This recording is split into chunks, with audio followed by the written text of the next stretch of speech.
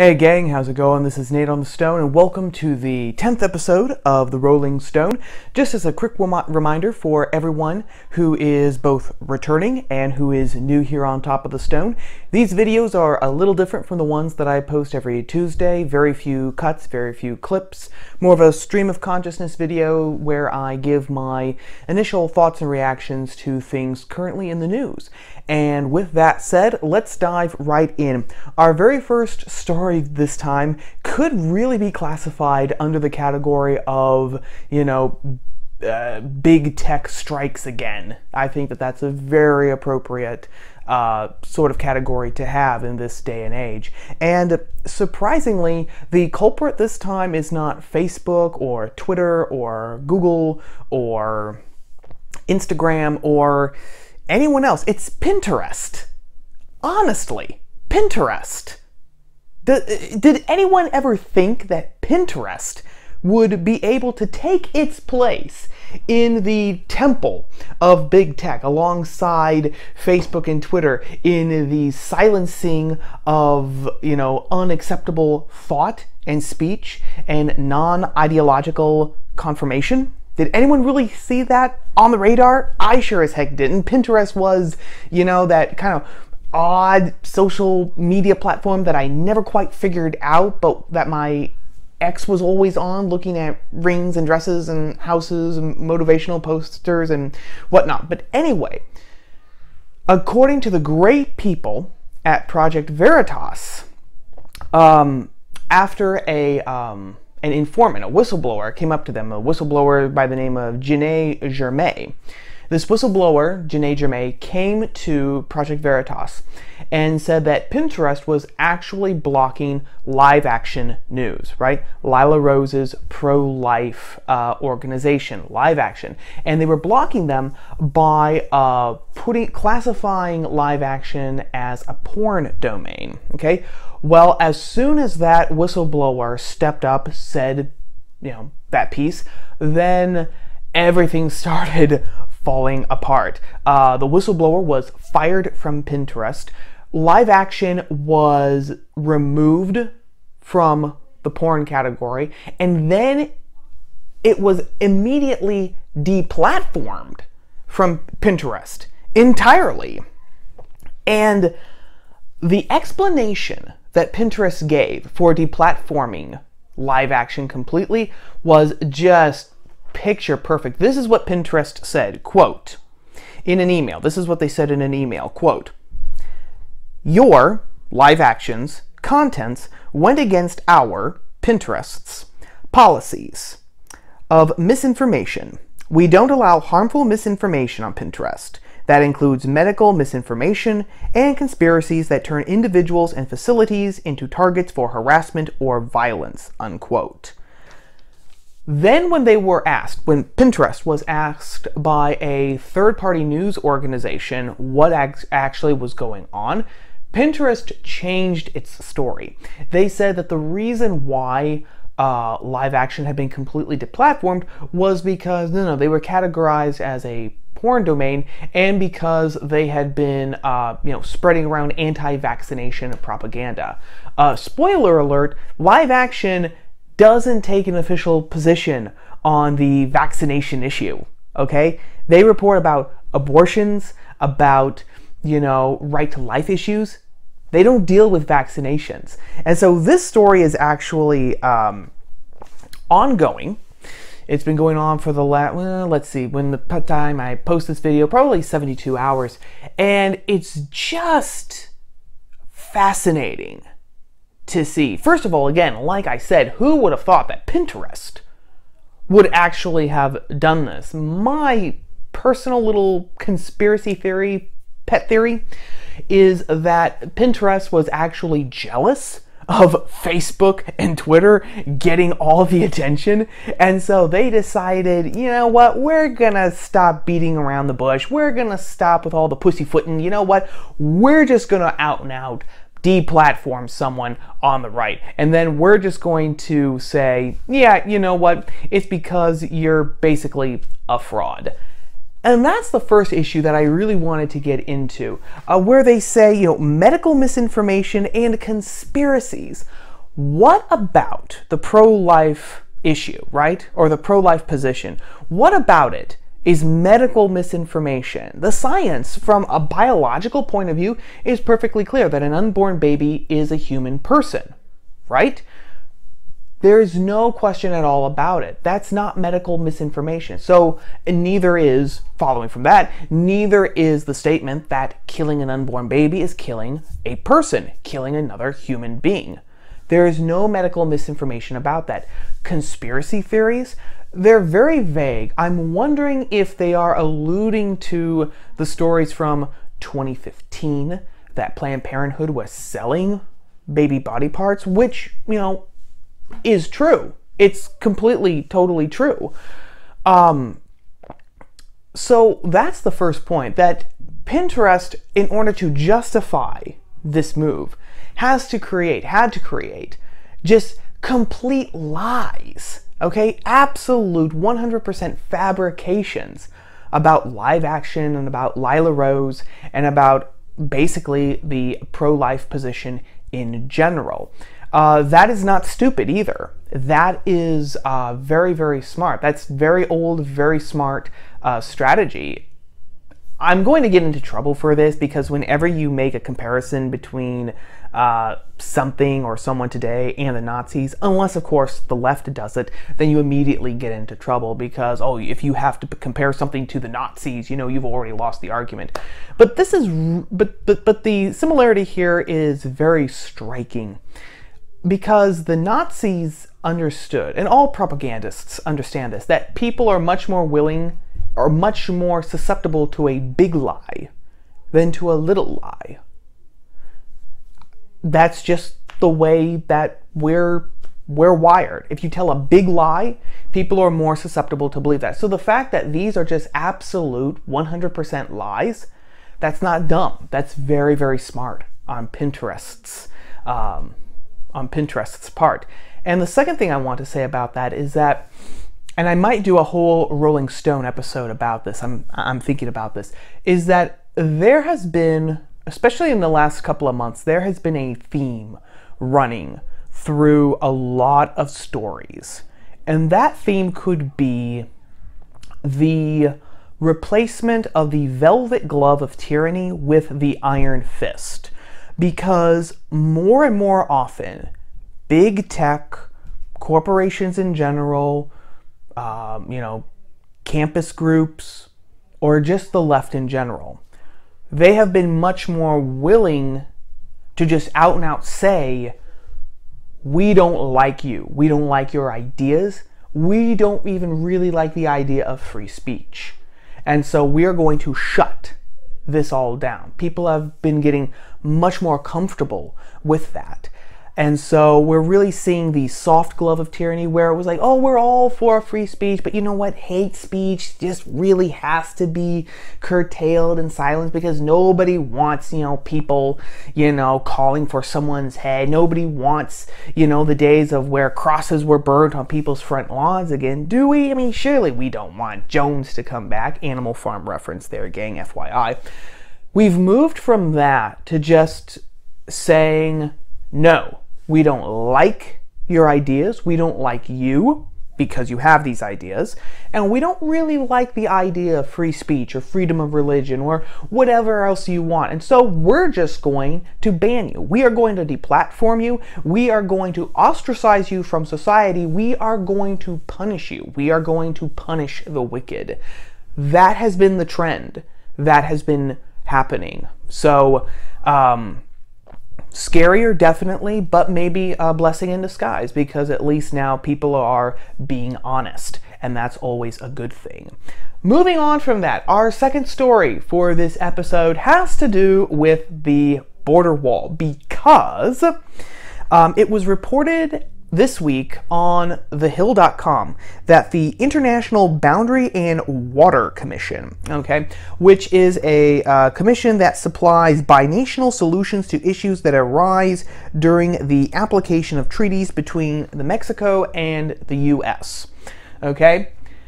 The International Water and Boundary Commission told Brian, let's see what his name is, Brian Kolfage, okay? He is the Air Force vet who founded We Build the Wall, right? We Build the Wall was a private organization that raised $23 million through a GoFundMe campaign to actually start building a section of the border wall promised by President Trump along the U.S.-Mexican border, okay?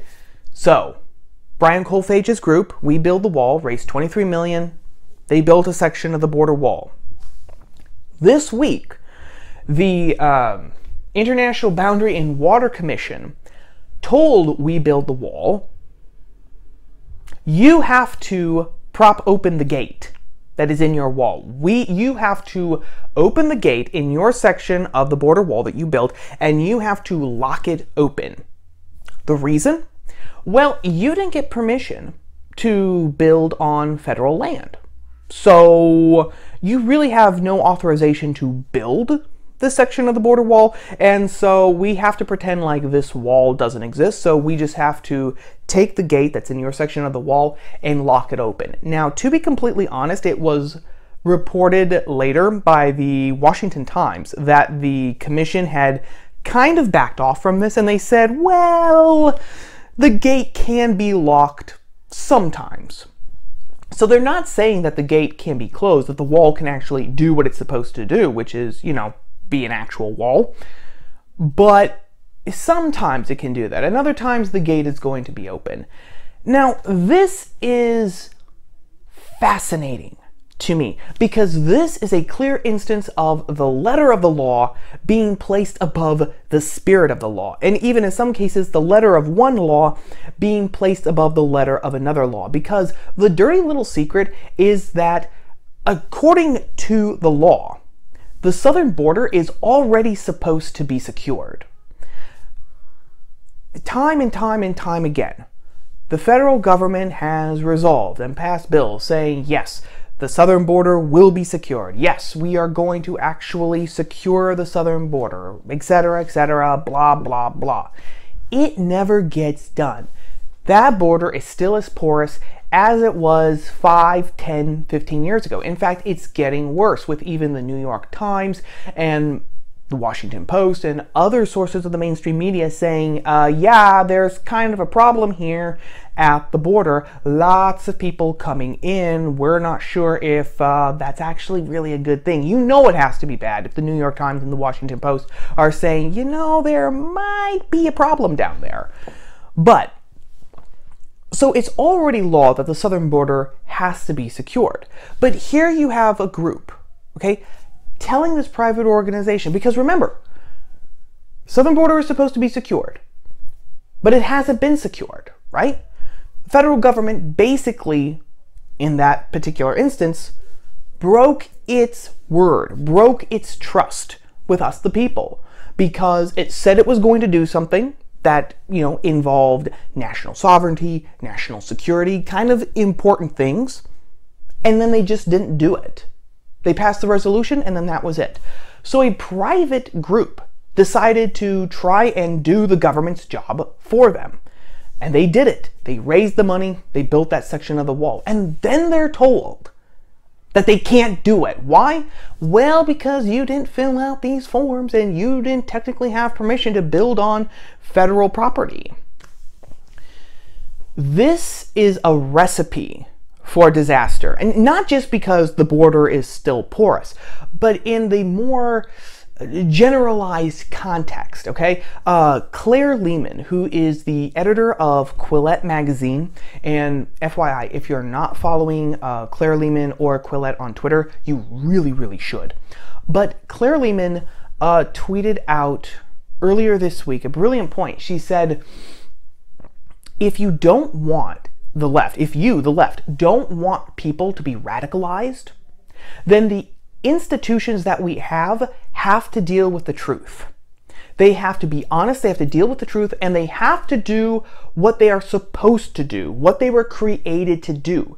Because if they don't, if these institutions don't, then people are going to be radicalized. Why are they going to become radicalized? Well, because if you have an institution that is obviously failing in its duties and isn't even trying to fulfill its duties, fulfill its purpose, then what's the conclusion? You know, it's corrupt, it's impotent, it's a joke. In that sort of case, people are actually going to take things into their own hands and try to fix the problem themselves, like We Build the Wall tried to do. So you already have that. Our institutions that are supposed to, you know, provide, protect us, they are supposed to provide actual services for us, they're not working. Okay, we're going to come over here and do the job for them since they're not doing it.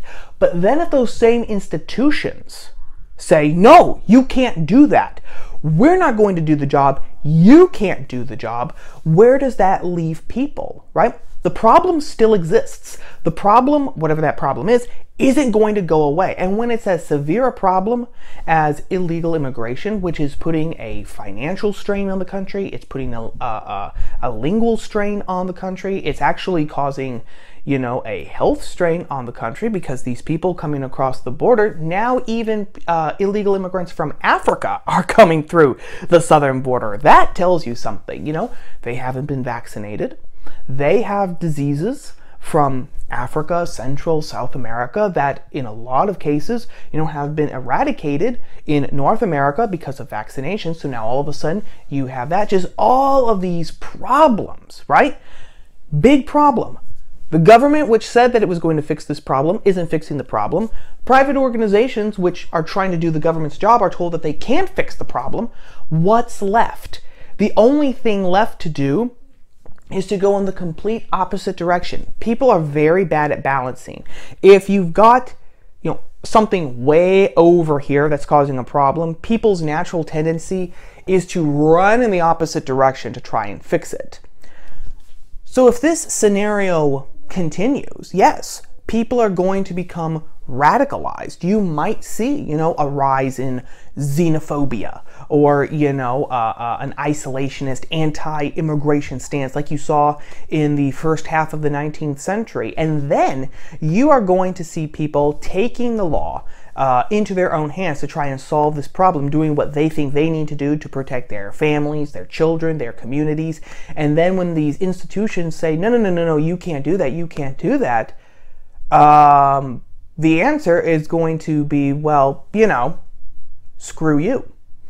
And then that's going to lead to social unrest. However way you slice it or dice it, might even be social violence. Social unrest because, of course, then the bonds of trust between the institutions and the people will have been broken. Social unrest because if that tension stays long enough, then yeah, the only way to solve the problem, people might think, will be to smash the institutions and fix the problem themselves. So much bigger problem and a much bigger issue than just, you know, oh, the southern border is staying open, which is bad enough. But when you add on all those other thoughts, all those other things that might lead to this, yeah, pretty spooky. Our third story for this week, it comes to us courtesy of Alexandria Occasio Cortez, Representative Cortez. God love her. We love her here on the Stone because she always gives us something to talk about, and she did it in spades this time.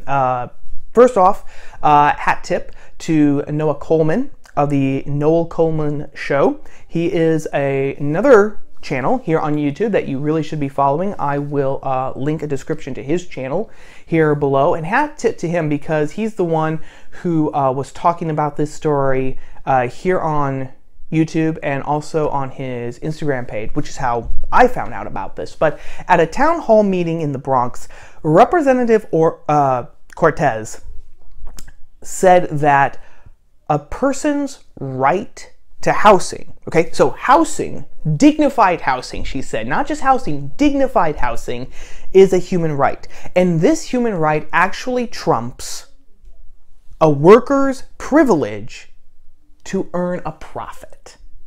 A worker's privilege to earn a profit. Now, there's plenty that could be said about how housing, you know, isn't a human right, how dignified housing, that's such a nebulous term. What does that include? But I really want to concentrate on the idea that earning a profit is a privilege. Now, we could say, of course, you know, the obvious, of course, it's not a privilege to earn a profit, because if you are actually engaged in honest work and you earn a profit, you are earning that profit because of your honest work. You're providing a good or a service that people want, that people are willing to pay for, which is what gives you the profit in the first place. So you are actually adding value to the economy, right? That's not a privilege. That's your own hard work, your own industry, your own ingenuity to actually do that.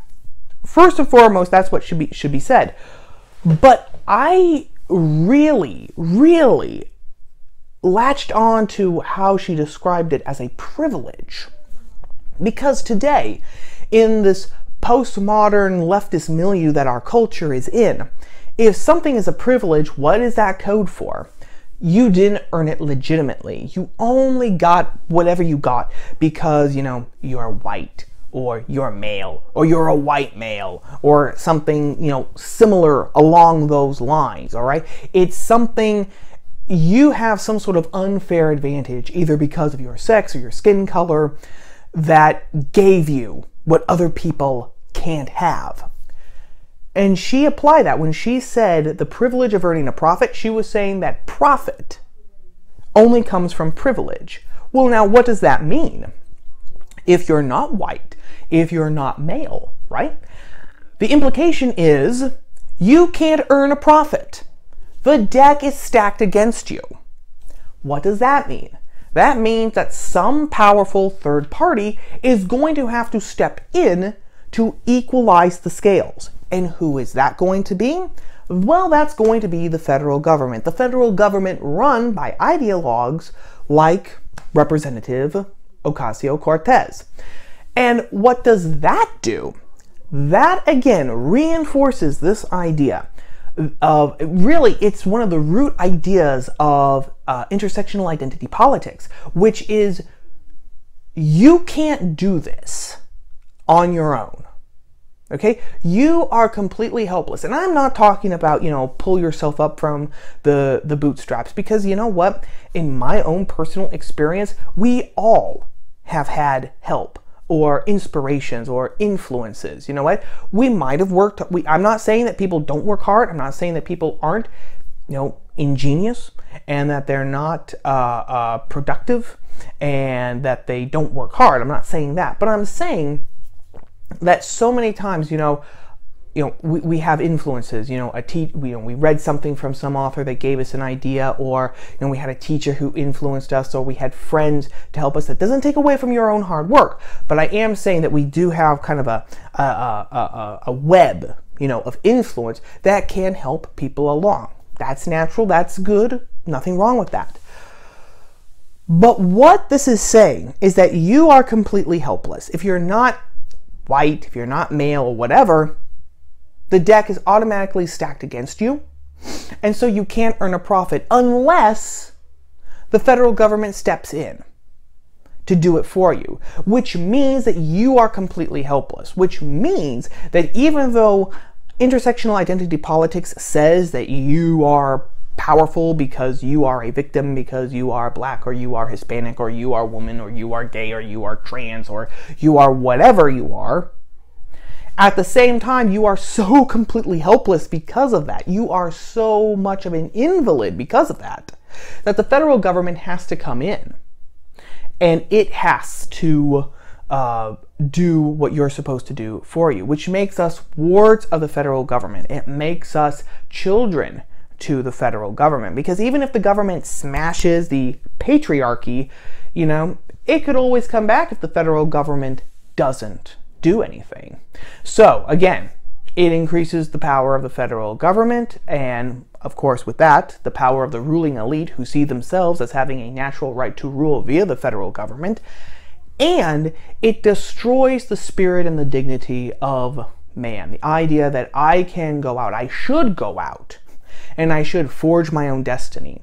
and I should, you know, earn my own bread, earn my own keep, and I should try to make the world a better place than where I left it, whether that's providing a service or a new good or a combination of the two. It destroys all of that. It just basically turns us into infantilized adults and children. And that's one of the big things that postmodern leftism, you know, ultimately wants to do, regardless of the people who are in it who say that they don't want that to happen, who for some of them might have the best, you know, the best intentions in the world. The ultimate end is that. And finally, our last story this week. Yes, there are actually 4 stories this week because I just could not let this one go because it was so hilarious. To add a bit of jolliness to this episode, because it's been kind of a bleak one, I guess. You know what? If I was, you know, I should have filmed this in black and white and had Tim Burton produce it or something. It feels like it almost feels like Batman Returns, talking about all this downer stuff. Julia Rose is a well, what you would describe her as an Instagram model, which, you know, basically means that she takes a lot of pictures of herself, you know, in her lingerie and nude too. And she's also an MTV actress now. Well, she was at Six Flags and she was on one of the roller coasters. And when she went down the roller coaster, there was a video of her where she had taken her top off. She was topless. Well, of course, that sparked an outrage, saying you shouldn't be doing that because Six Flags, this is not the Playboy Mansion, this is not a private pool party, this is a public place where families with children, even little children, go to spend fun, to spend family time. We don't want that, and that shouldn't happen in a public environment that families use. And of course, that sparked an opposite reaction, right? All those people complaining they're Puritans and prudes and everything. And 2 reactions that I saw personally on Twitter as a result of this were just spot on. I'm not going to say who said them because to protect the innocent and all, but the first reaction was, quote, "You could do the actual progressive thing and teach kids that women's chests aren't inherently sexual anymore than anyone else's chest," unquote. Sorry, Twitter user who said that, but that's wrong. That's just wrong. A woman's breasts are inherently sexual, much more so than a man's chest, because a woman's breasts are actually secondary sexual characteristics. Okay, even in non-industrialized societies, so we might say some places in Asia and Africa where women go about topless, even then, even though breasts aren't as sexualized there, they still are sexualized according to studies and research done there in those areas by ethnographers and anthropologists. So, and that just makes sense, right? They're secondary sexual characteristics, so just inherently they are sexual, being secondary sexual characteristics. And then our common sense and just, you know, our natural experiences, especially if you're a guy, says, no, a woman's breasts are obviously much more sexual than a man's chest. That's, you know, that's common knowledge.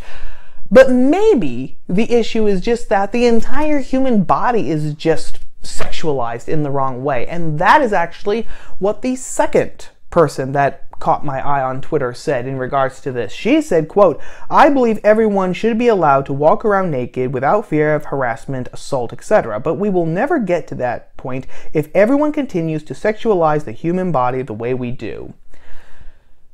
Spoiler alert. The human body is just inherently sexual. It just is, you know. The human species is divided between men and women, and we kind of, you know, procreate by sexual reproduction instead of sexual reproduction. We're not earthworms with masculine and feminine components in us, right? And we just shake hands and both parties become pregnant, and then, you know, the newborn falls out. We're not like that. No, we are just naturally inherently sexual. Our bodies are naturally inherently sexual from the very plain fact that we reproduce through a sexual means instead of an asexual means. But this is just fascinating, and it really shows the compartmentalization that our civilization has towards sex. On the one hand, sex is awesome, sex is great, and that means that there shouldn't be any boundaries at all on it, right? You should be able to have sex with whomever, whenever you want, as long as they consent, right? But on the other hand, the human body is too sexual, and we have to desexualize the human body so that people can walk around naked if they so choose without harassment. Here's the question.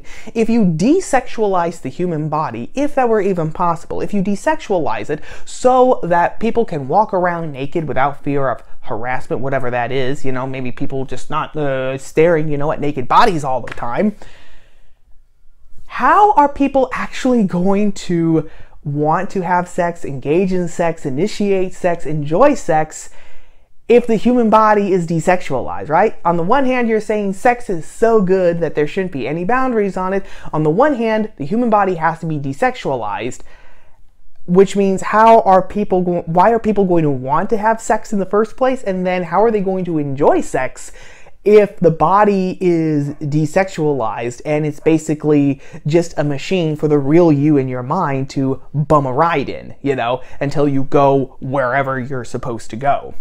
So, kind of a funny story with a little bit of undertone of seriousness just because of the sheer contradictions of thought there, which just was hilarious in my mind. But anyway, I have been talking long enough. This episode is going way too long. So have a great weekend, gay, and I will see you on Tuesday here on Top of the Stone. Ciao.